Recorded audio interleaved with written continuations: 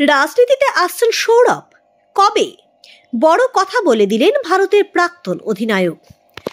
মুখ্যমন্ত্রী স্নেহের পাত্র, বিগত কিছু সময় তার রাজনীতিতে আসা নিয়ে কম চর্চা হয়নি। হবে নাই বা কেন? ভারতের প্রাক্তন অধিনায়ক তিনি। এখানে কথা হচ্ছে মহারাজ সৌরভ গঙ্গোপাধ্যায়ের। তিনি রাজনীতিতে আসছেন কিনা তা নিয়ে কখনো মুখ খোলেননি। এবার মুখ্যমন্ত্রী মমতা বন্দ্যোপাধ্যায়ের সামনেই এ নিয়ে বড় কথা বলে দিলেন সৌরভ।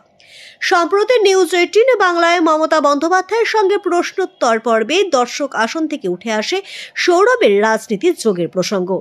উপনির্বাচনের ভোটের ফলাফলের সূত্র ধরে তার প্রশ্ন, সৌরভ গঙ্গোপাধ্যায় কি 2026 এই রাজনীতিতে আসবেন, নাকি তার আগেই দেখা যাবে? প্রশ্ন শোনা মাত্রই সৌরভের কোর্টে বল ঠেলে দেন মুখ্যমন্ত্রী। প্রসঙ্গত, গত বছর রাজ্যের মুখ্যমন্ত্রী মমতা বন্দ্যোপাধ্যায় সফর সঙ্গী হয়ে বিদেশ পাড়ি দিয়েছিলেন ভারতীয় ক্রিকেট দলের প্রাক্তন অধিনায়ক তথা প্রাক্তন বিসিসিআই প্রেসিডেন্ট সৌরভ গঙ্গোপাধ্যায়। রাজনীতির পার্ট না হয়েও যখন সৌরভ মুখ্যমন্ত্রীর সাথে বিদেশ যান, তখন থেকেই শুরু দাদার রাজনীতিতে আসা জল্পনা জোরালো হয়।